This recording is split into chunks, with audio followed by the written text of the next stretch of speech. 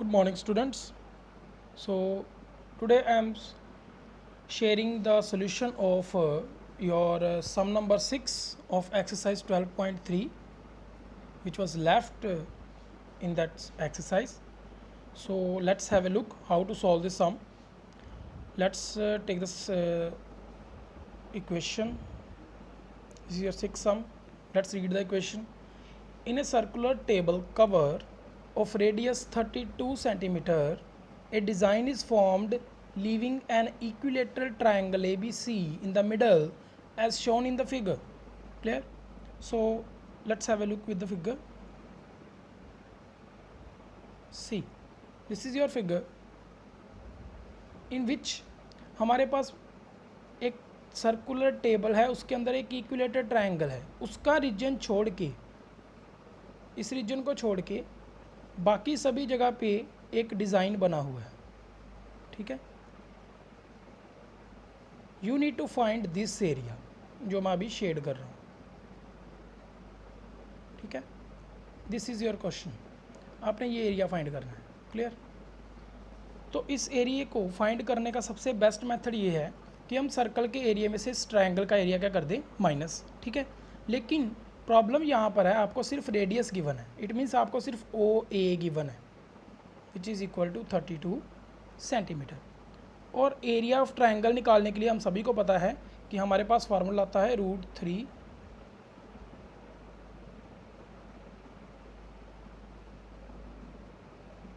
√3/4 into side का square that is a square. ठीक है, तो हमें साइड चाहिए इसकी, ए बी निकल जाए, बी सी निकल जाए, चाहे ए सी निकल जाए, because it is a equilateral triangle. तो तीनों की तीनों साइड सेम है. ठीक है, तो कोई भी निकाल सकते हैं. अगर ए सी निकल गई उतनी ही बी सी आएगी और उतनी ही ए सी आएगी. ये याद रखना, तीनों साइड से सेम है. ठीक है, तो यहाँ पे बेटा हमारे पास एक रिजल्ट होता है दैट अगर कोई इक्विलेटरल ट्रायंगल है आपके पास, उसका ये जो बेटा मीडियन होता है ना, मीडियन सेंटर जो है उसको 2:1 में डिवाइड करता है. 2:1 में क्या करता है, डिवाइड करता है. It means as I have written here, an equilateral triangle median is divided by the center in 2:1. therefore ये हमारा AD median है. so OA over OD, ठीक है, which is equal to 2:1, that is 2/1. इसको cross multiply कर दोगे then you will get OA is equal to 2OD. clear? Let's make another triangle. This is your D, this is your A, और यहाँ पर centre है O. Clear?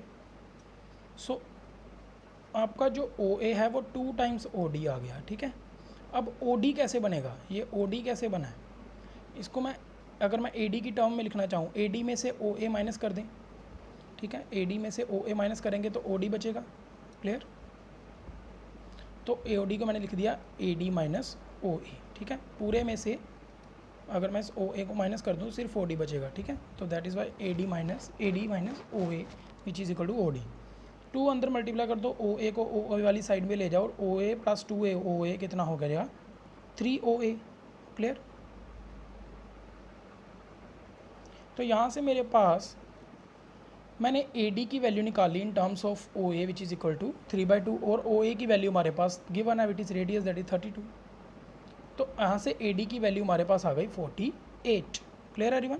अभी हमारे पास सिर्फ ये निकला है ट्रायंगल का AD. ठीक है, अभी तक साइड नहीं निकली. अब मैं ये ट्रायंगल लेने वाला हूँ ADC. इस पर पाइथागोरस थ्योरम लगा के हम AC साइड निकाल लेंगे. ठीक है, देखते हैं कैसे. सी, ये मैंने ट्रायंगल ली in right angled triangle ADC. ठीक है, पाइथागोरस थ्योरम के अकॉर्डिंगली AC का square is equal to DC square plus AD square, या AD square plus DC square. अब AD की वैल्यू तो है 48, DC किसके इक्वल है, DC है BC का हाफ, क्योंकि इक्विलेटरल ट्रायंगल में ये जो मीडियन होता है वो BC साइड को, ठीक है, मिड में से काटता है. तो BC का हाफ हो गया, और BC आपकी इक्विलेटरल ट्रायंगल है, BC is equal to AC होगा. ठीक है ना, क्योंकि B C A C A B तीनों की तीनों साइड्स क्या हैं सेम, तो बी सी की जगह पे मैं ए सी लिख सकता हूँ। ठीक है, अब मैं क्या करूँगा, ए सी वाले को एक साइड पे कर लूँगा। ठीक है, ए सी स्केयर 2 का स्केयर 4 हो जाएगा। अब मैं इसको इधर ले जाऊँ तो ये इधर जाके माइनस का हो जाएगा, and you will get this. A C common निकाल लिया, ए सी स्केयर जहाँ बचा 1 माइनस 1/4। ये 48 का स्केयर मैंने स्केयर ओपन ही नहीं किया है, क्योंकि जब स्केयरिंग बोर्ड स्केयर रूट लेंगे तो ये कट जाएगा। सो इसका एलसीएम लेके यू विल गेट 3/4 हेयर। ठीक है, या आप ऐसे कर सकते हो 3 माइनस 1/4, जब आप एलसीएम लोगे, sorry 4 minus 1/4 which is equal to 3/4। Clear. So बाद में हमने 3/4 इधर ले गए हैं, 4/3 हो जाएगा। स्केयर रूट करेंगे दोनों साइड पे, AC की वैल्यू आ जाएगी, ये स्केयर के साथ इसका स्केयर रूट कट जाएगा, और 4 का स्केयर रूट 2 होता है तो ये स्केयर रूट के बाहर आ जाएंगे, और 3 के ऊपर कोई नहीं होता है तो उसकी का स्केयर रूट ही रह जाएगा। ठीक है, और 96 हो जाएगा ये। 96 को अगर मैं 3 के साथ डिवाइड करूँ 3 × 32 हो जाएगा। और आप सभी को पता है कि 3 को हम कैसे लिख सकते हैं, √3 × √3। ठीक है, तो √3 हमने कट कर देना है इसमें। Clear, and you will get this here. AC की वैल्यू मेरे पास आ गई 32√3, ये मेरी साइड आ गई अब। ठीक है, अब मेरी साइड आ चुकी है, मैं इक्विलेटरल ट्रायंगल का फार्मूला लगा सकता हूँ। ठीक है, मैंने ए साइड इसको डोनेट कर दिया है। Now area of shaded region हम अब निकालेंगे, that is area of circle minus area of triangle. Area of circle πr², area of triangle √3/4 side square. Side आपकी है ये वाली, वैल्यूज फिल करेंगे, you will get the required answer. ठीक है, ये वैल्यूज़ हमने फिल कर दी, πr² माइनस दिस, ये आपका साइड का स्केयर। 4 की 8 के साथ कटिंग कर दो, बाद में इनको मल्टीप्लाई कर लो, √3 फिर से 3 बन जाएगा, 3 को मल्टीप्लाई कर देना। क्लियर, देन √3 ये वाला साथ में लगा रहेगा एज इट इज़। ठीक है, और यहाँ से इसको मल्टीप्लाई करोगे सभी को, 7 नीचे रहने देना, and this is your answer in the back side of the book.